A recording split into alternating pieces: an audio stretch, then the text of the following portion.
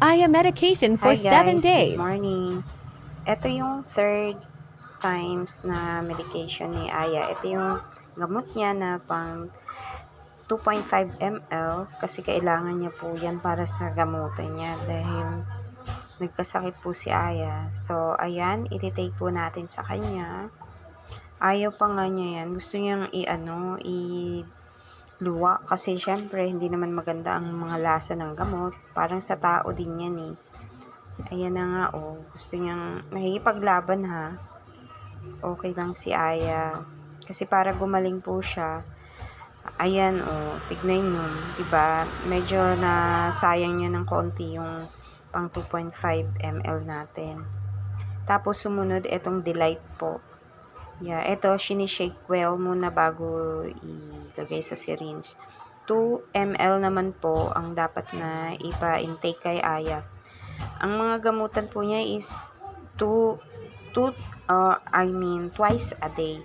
Morning tsaka evening. Pero kailangan kumain muna siya bago natin siya bibigyan ng gamot. Kasi syempre, parang tao din yan eh. Kukulo yung tiyan. So, para mas maganda pa kainin.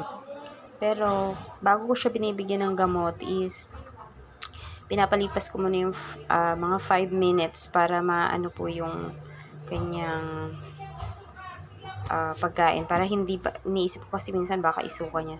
So, dahil tamad uminom si Aya ng water, ayan, tapos na kami sa gamot, ayan.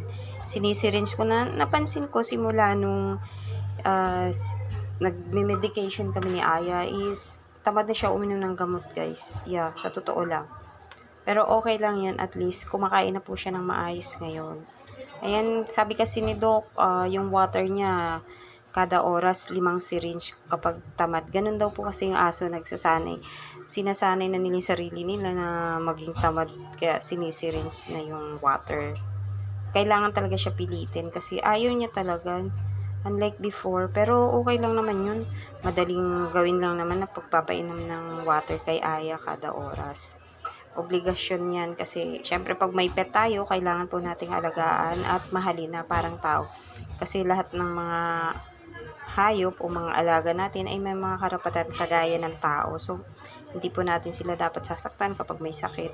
Dapat po natin silang ipa-check up, pa-vaccine, anti-rabies, 5-in-1, lahat-lahat, deworm, ganyan. At pakainin po ng maayos, kailangan din po malinis. So, ayan, malinis. Ito na po, tapos na. So, yehey! Very good girl na po si Aya. Salamat kay Mami Rose dahil lagi po siyang nandyan in case na kailangan ko ng help. Salamat po. Bye-bye po sa inyong lahat. Naway gumaling na po si Aya. Bye-bye guys.